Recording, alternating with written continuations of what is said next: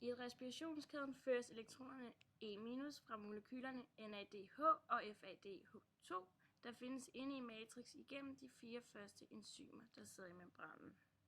I forbindelse med transporten af elektronerne pumper enzymerne protoner, altså H+-ionerne, igennem den indre mitokondriemembran.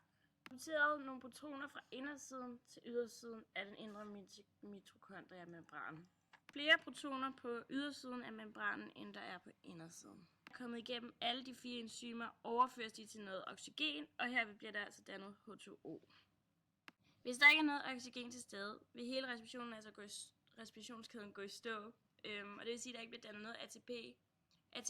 ATP er nødvendig for kroppens energi, da det kræver oxygen for både at lave bevægelser, da musklerne ligesom skal bruge det her oxygen, så derfor er det meget vigtigt, at vi får nok af det.